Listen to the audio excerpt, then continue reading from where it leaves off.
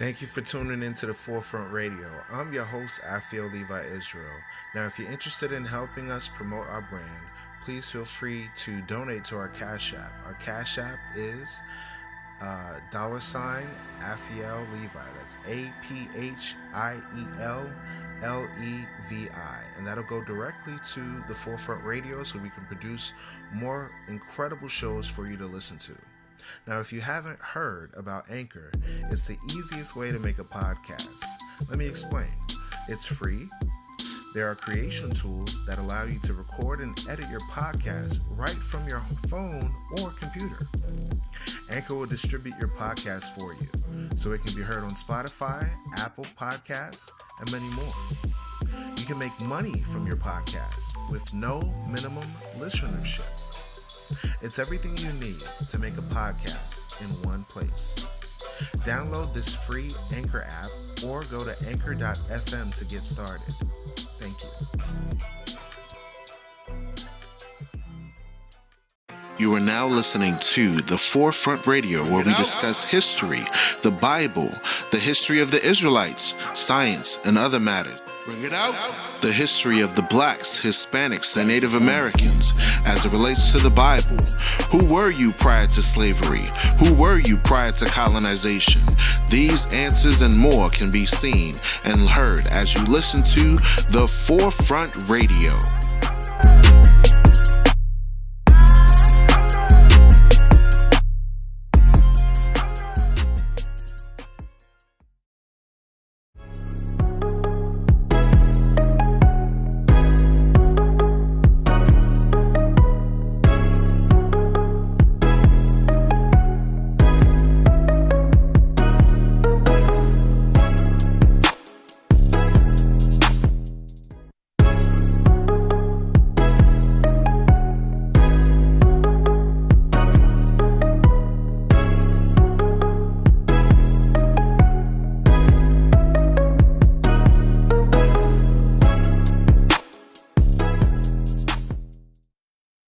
You are listening to the Forefront Radio. I am your host, Afiel Levi, wanting to jump on and have a discussion real quick about the implications of Kevin Samuels passing away. So recently, news stories came up about Kevin Samuels passing away. And it's unfortunate news because a lot of people saw this controversial YouTuber as a important figure in addressing certain issues that affect the Black community.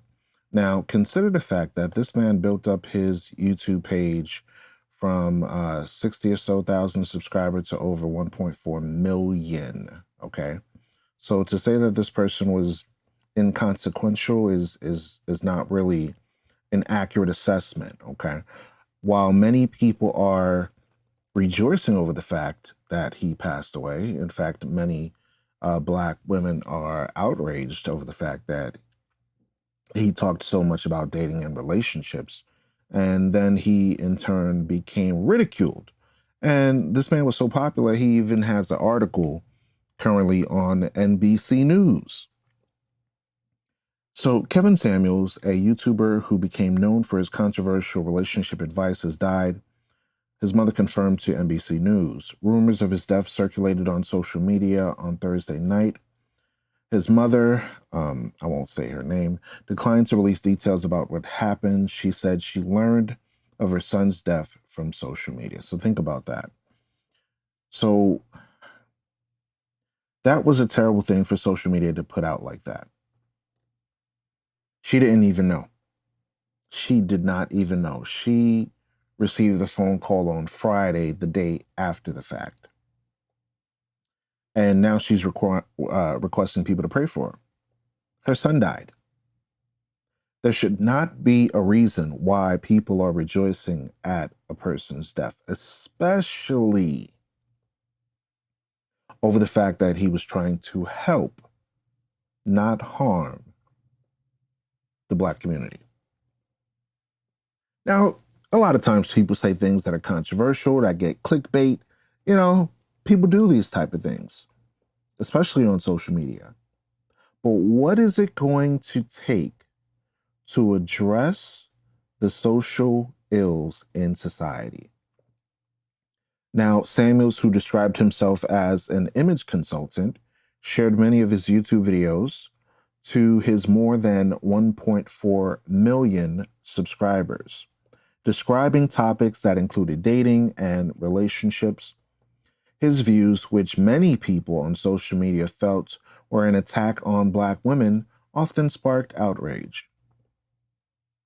Last month, he was slammed over a video where he labeled women who were over 35 and unmarried as, quote unquote, leftovers. Now, think about this for one moment. Think about this for one moment. The statement of saying that the woman is left over, you have to critically analyze this. Left over from what? Many other Americans and groups of peoples across the earth get married at an early age, sometimes between 18 to 25. So what is it in our communities that is happening that are causing our women to get married at a later date? I'll use myself as an example. There was a young lady that I dated that was a really beautiful, nice woman. I met her when she was 20 and I was 21. At that time, we both were in college. We both were struggling. We both were, working our part-time jobs, trying to establish ourselves. And we entered into a relationship. Now, at the time, I didn't understand that the Bible talked about marriage, and we were, quote unquote, boyfriend and girlfriend. We were dating, right? And I, in turn, saw her as marriage material, right? So now, unfortunately, what ended up occurring is that after 5 years of dealing with each other, she decided to vacate. She decided to leave. She decided, no, I'm not with it anymore. And when I asked the question, what is it that we did in our relationship? What was it that didn't work out for you after 5 years of dating? She said, I just want to go another direction. And I was like, oh, okay, all right. Now, I was devastated because this was a woman I loved for, I cared for. I had aspirations of wanting to make her a wife. And in turn, she didn't see that nor respect that. Now, years later, I followed up with what was going on with her, and I found out she got married in her late 30s, like 35, 36 range. So me using my critical thinking skills, I'm like, hold up, wait. So she didn't find a mate between 24 to 35, that's like over 10 years here. What was the problem? The problem was that she, quote unquote, would not settle. She, quote unquote, went from man to man to man to man till she finally found a simpleton that said, I'm going to disregard all the previous relationships that you destroyed. I'm going to disregard all the previous men that you dealt with, and I'm going to make you my wife. I feel sorry for him. I feel sorry for him because if she was not able to last in a long relationship for 5 years, just as a quote unquote girlfriend, what makes you think that she could sustain herself as a wife? This is what is discussed on these particular topics that Kevin Samuels talks about. I'll give another example. There was a woman that called on his show, and she stated that she was looking for a man. And Kevin asked her the question, why are you not married? She said, I was previously married. I had a husband, right? And then he asked the question, what was the reason for your divorce? Now, this woman did backflips and somersaults and, handstands and did everything she could to avoid answering the question. And he asked a direct question. What was the reason for your divorce? Not one time, not two times, not three times, but 8 times. And she finally confessed that she was the one that initiated the divorce. He asked her, who filed for divorce? Who filed for divorce? Who filed for divorce? But then these same individuals say, I want a good man. I want a husband. I want a quality man that'll take care of me and be there for me. And when they have it, they are unsatisfied complainers, murmurers, backbiters that abandon their own relationships. So who should fight for those that are good women, that want quality relationships, that know that marriage is honorable according to the scriptures, and won't just leave their marriages in the blink of an eye, just by how they feel, disrupting children's and ripping them away from their fathers, not because he cheated, not because he was verbally or physically abusive, not because he mistreated her in any way, but I feel alone. You went to work and you didn't console me every single day. You didn't tell me good morning and give me flowers and kiss my ass. This is what he addressed in the communities. He stirred up a lot of controversy over his videos, which on occasion he did rate women's appearances based on his observation and based on their looks or their dress size. Many said that his advice was quote unquote toxic or misogynistic.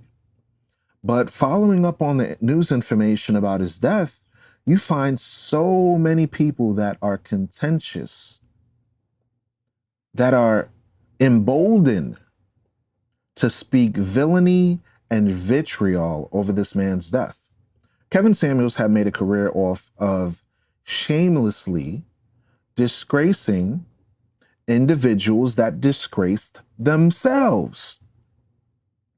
He emboldened the most toxic individuals to project tired, harmful narratives about Black women, according to journalist Ernest Owens wrote. But consider this. Consider this. This individual sparked an interesting conversation that many celebrities, that many actors and actresses, and many people that are prominent on media rarely touch. Why is it that the Black community has low rates of marriages? Why is it that so many of our men and women are unmarried? Although when you look up the statistical data, there are good quality husbands, there are good quality women, there are good quality situations that are happening within our community. What gets broadcasted is, I don't need a man. Get a divorce. If he doesn't do anything that you like, divorce him and leave him. Disrupt your family. See, many people don't understand that a wise woman is going to build up her house, but a wicked person is going to tear it down with their own hands. Why are marriages ending up in divorce? Why is this happening? According to fatherly.com, it states this.